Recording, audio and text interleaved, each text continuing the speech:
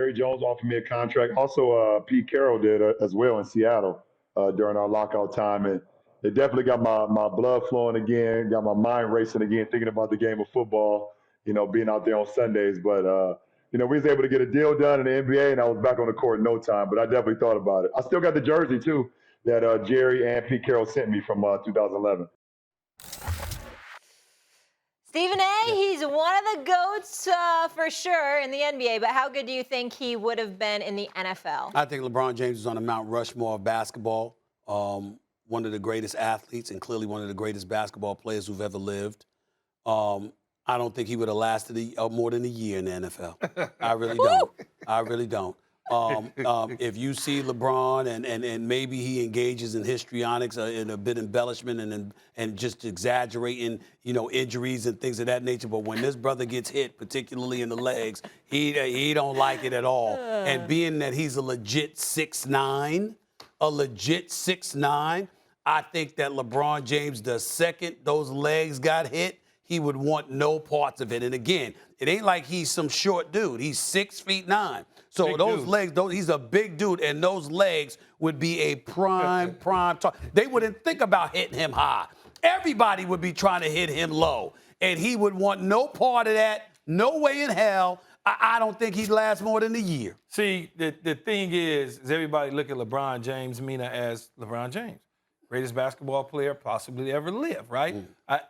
But that's basketball.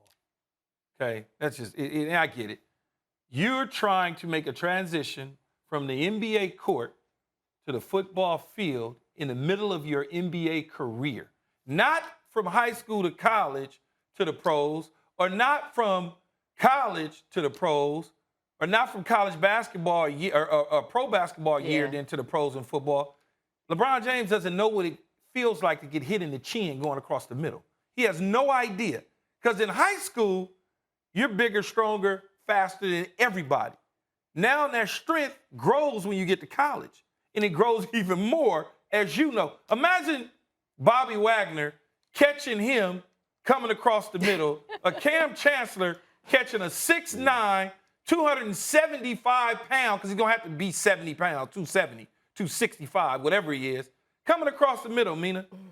And the ball, your ribs are exposed. Yeah. Your ribs are, you outreach, Stephen A. They're all them little meaty ribs. Yeah. Oh, they exposed. Oh, yes. And them Bobby Wagners of the world, and them Cam Chancellors, and them Ronnie Lotts, and them young Sean Taylors, they looking for that. I didn't know we'd get a Ronnie Lott shout out today. Yeah, but this isn't backing down a 7-foot, 200-pound big in the NBA and dunking on him. No. Yeah. And I love LeBron, but it's a different, it's just different. I love that we get to end the show, or at least my time here, with a kumbaya moment, because I'm in total agreement with both of you. But not because of LeBron's body type, because people act like the tight end position is easy and that anyone can just. You always hear people saying, "I just switch him to tight end. Just post him in the end zone." It's a very complicated position. Your responsibilities, both as a blocker, even if you're used as a move tight end, are not simple to pick up on the fly. So the notion that any basketball player, much less LeBron James, could just leave his sport and easily walk into the NFL, it's just not realistic. Here's what I would say would be an easy transition for him if he was to leave the sport, put his hand in the ground and go get the ball. Play defensive end, go get the ball. All I need you to do is sniff out the ball. If he had a fierce defensive mentality, he could have been one of the good ones at that spot. For sure. My questioning of LeBron as a football player has zero to do with his talent. Yeah. I'm just talking about the willingness to absorb punishment below the waist. He don't want no parts of that. Sport. He don't want no parts of that. Hey, look, Stephen A. And he don't want no parts of a training camp where you are locked into a dorm for a month outdoors, not an air-conditioned. Nice, we're going to Hawaii for training camp. He did deal with that in the bubble, though. He did deal with that in the bubble. No, but it ain't the same, though. Yeah. Now, the bubble is different than being locked in a dorm room on a little bitty bed that's probably a twin-size bed. You're saying NBA players are bigger divas. I get it. I didn't say that. That's exactly what you said. That's what you said. And it takes a diva to know one, so it's all good.